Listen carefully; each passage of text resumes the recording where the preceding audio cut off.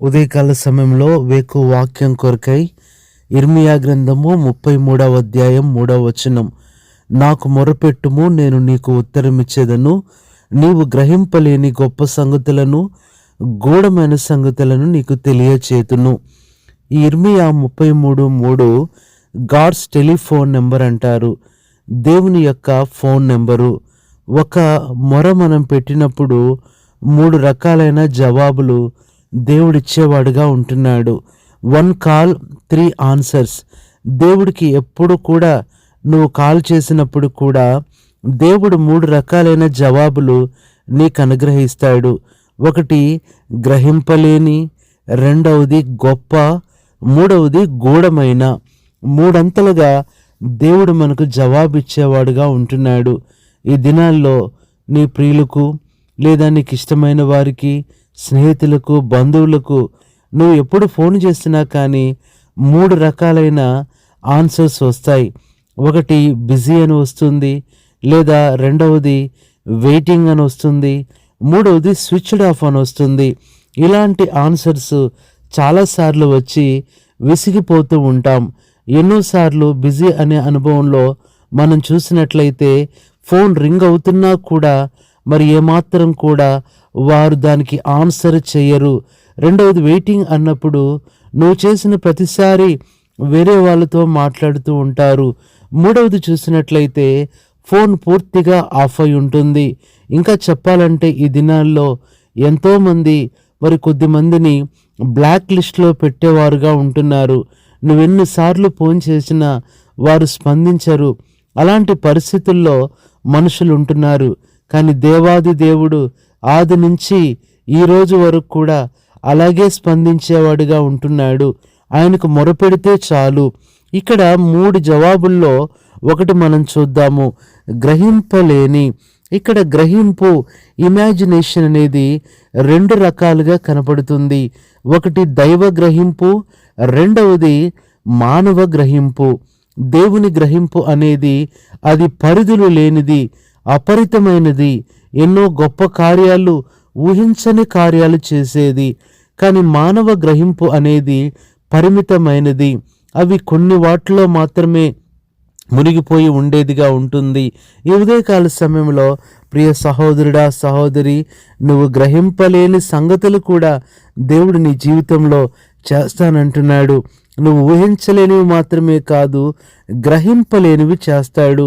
అందుకనే దేవుని వాక్యము, పరిశుద్ధ గ్రంథం బైబిల్లో నుంచి ఒక సహోదరి జీవితాన్ని ఈ ఉదయకాలం చూస్తే మార్కు సువార్త 5:29, వెంటనే ఆమె రక్తధార కట్టెను గనుక ఆ శరీరంలోని ఆ బాధ నివారణ అయినదని గ్రహించుకొనెను. ప్రియ సహోదరి, సహోదరుడా, దైవికమైన గ్రహింపు ఎంత గొప్పదంటే మొదట్లో అర్థం కాకపోయినా ఆ తర్వాత అది గ్రహించినప్పుడు నీ సమస్య పూర్తిగా పోవటం నువ్వు చూస్తావు. నీ బలహీనత అంతా తొలగిపోవటం నువ్వు చూస్తావు. నీ పరిస్థితి ఎంతో తారుమారైనట్లుగా నువ్వు చూస్తావు. అందుకనే పౌలు, శీల, అంతేకాదు యోహాను, పేతురు, వారు చేసిన గొప్ప గొప్ప కార్యాలు మనుషులు గ్రహించలేకపోయారు. ఇంకా చెప్పాలంటే అపోస్తల కార్యములు 4:13లో పేతురు, యోహానుల ధైర్యం చూచినప్పుడు వారు విద్య లేని పామరులని గ్రహించి ప్రజలు ఆశ్చర్యపడ్డారు. కాబట్టి ఈ ఉదయకాల సమయంలో దైవ గ్రహింపు అది ఎలాంటిది అని మనం చూసినట్లయితే, ఈ రక్తస్రావ రోగి స్త్రీ జీవితంలో మనం చూసినట్లయితే యేసు ప్రభు ఎవరో గ్రహించింది. రెండవది యేసు ప్రభు ఏం చేస్తాడో గ్రహించింది. మూడవది యేసు ప్రభువుకు ఏం చెప్పాలో కూడా ఆమె గ్రహించింది. కాబట్టే ఆ గ్రహింపు యొక్క శక్తి ఆమె జీవితంలో ఉంటున్న 12 సంవత్సరాల వ్యాధిని పోగొడుతూ వచ్చింది.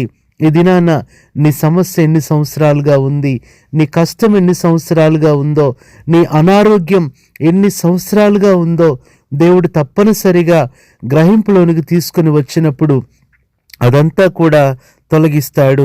అందుకనే ఇక్కడ నీవు గ్రహింపలేని అంటున్నాడు. గ్రహింపు అనేది ఎన్ని రకాలుగా ఉన్నది అంటే, దేవుని వాక్యంలో నుంచి కొన్ని విషయాలు మనం చూసినట్లయితే కొలసీలకు రాసిన పత్రిక 2 సంపూర్ణ గ్రహింపు. దైవికమైన గ్రహింపు ఎలా ఉంటుందంటే అది సంపూర్ణ గ్రహింపుగా ఉంటుంది. దేవుడు నీ జీవితంలో అది సంపూర్ణంగా తెలియచేస్తాడు. ఏది చేయాలనుకుంటున్నాడో సంపూర్ణంగా అది నెరవేరుస్తాడు. ఒక దినాన నువ్వు అర్థం చేసుకుంటావు. ఇది మొట్టమొదటిది, సంపూర్ణ గ్రహింపు. రెండవది చూసినట్లయితే పరిశుద్ధ గ్రంథం బైబిల్లో నుంచి ఎఫెసీయులకు రాసిన పత్రిక 5:17లో ప్రభువు చిత్తం ఏమిటో గ్రహించుకోమంటున్నాడు. ఒకటి సంపూర్ణ గ్రహింపు కావాలి, రెండవది దేవుని చిత్తం అనే ఆ గ్రహింపు మనకు ఉండాలి. ఇది దేవుని చిత్తమా కాదా, నేను వెళ్ళే దారి, నేను చేసే పని అని మనం తెలుసుకున్నప్పుడు దైవ చిత్తంలో ఉంటున్న ఆ గ్రహింపును మనం కలిగి ఉంటాం. అప్పుడే మన జీవితంలో ఎన్నో గొప్ప కార్యాలు చూడగలం. దైవ చిత్తాన్ని కాకుండా అది సొంత చిత్తము అని ఆ ఆలోచనతో వెళ్ళినప్పుడు ఎంతో మనం నష్టపోతూ ఉంటాం. మూడవది మనం చూసినట్లయితే ఎఫెసీ 3:18లో ప్రేమయందు వేరుపారి స్థిరపడి అని అంటూ ఆ పొడుగు లోతు ఎత్తు ఎంతో గ్రహించుకోవాలి. మూడవది ప్రేమ గ్రహింపు. దేవుడు ఎంత ప్రేమిస్తున్నాడో, ప్రేమతో ఎన్ని కార్యాలు నీ జీవితంలో చేస్తున్నాడో నువ్వు గ్రహించాలి. రక్తస్రావ స్త్రీ తన అనారోగ్యం యొక్క సంపూర్ణ గ్రహింపులోకి వచ్చింది. రెండవది యేసు ప్రభు దగ్గరికే వెళ్ళాలని దైవ చిత్త గ్రహింపులోనికి వచ్చింది. మూడవది ఆయన ప్రేమ గలవాడు, త్రోసివేయడు అనే ప్రేమ గ్రహింపులోకి వచ్చింది. నాలుగవది చూస్తే ఎఫెసీ 3:4 జ్ఞానము గ్రహించుకొనగలను అంటున్నాడు పౌలు. నాకు కలిగిన జ్ఞానము గ్రహించుకొనగలరు. నాలుగవది జ్ఞాన గ్రహింపు. అక్కడ ఎంతమంది యేసు ప్రభు మీద పడుతున్నప్పటికీ కూడా నేను వెళ్ళి ఆయన కలవకపోయినా ఆ కొంగు లేదంటే వస్త్రపు చెంగు నేను ముట్టుకుంటే చాలు అనుకుంది. ఇది జ్ఞాన గ్రహింపు ఆమె జీవితాన్ని మారుస్తూ వచ్చింది.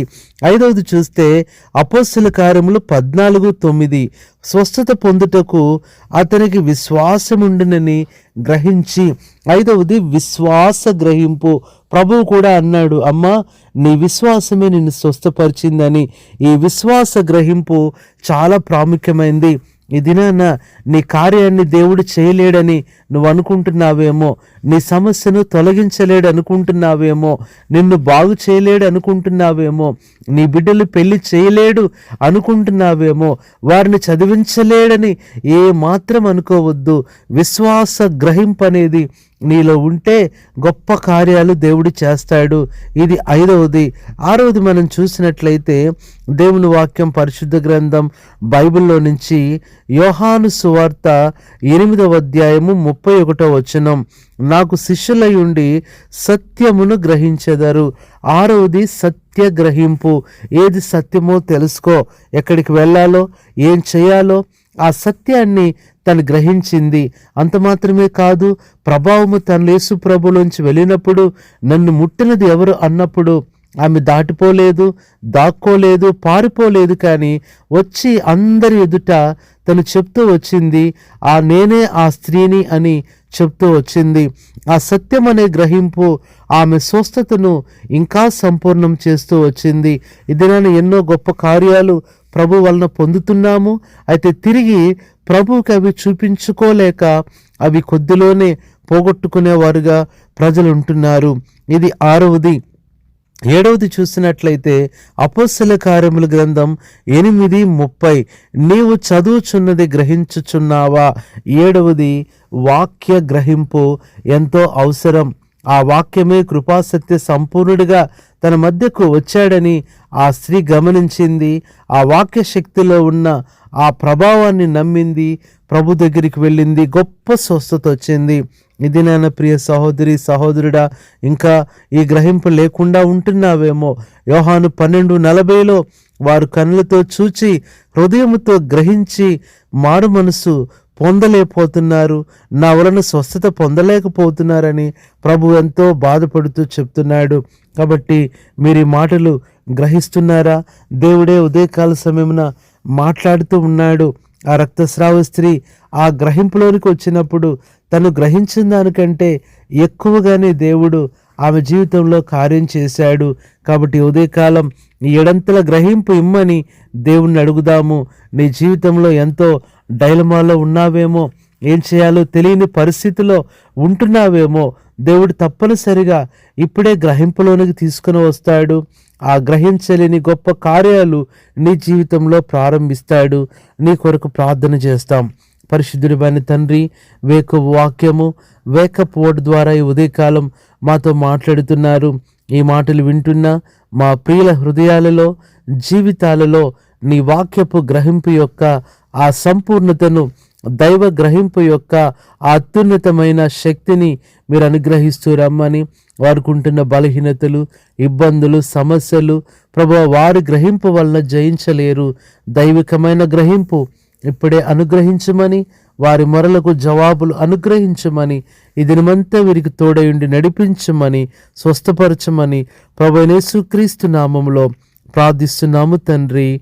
ఆమేన్. మన తండ్రి అయిన దేవుని ప్రేమ, ప్రభువైన యేసుక్రీస్తు కృప, పరిశుద్ధాత్మన్యోని సహవాసం మనందరికీ సదాకాలము తోడయుండి నడిపించునుగాక. ఆమేన్.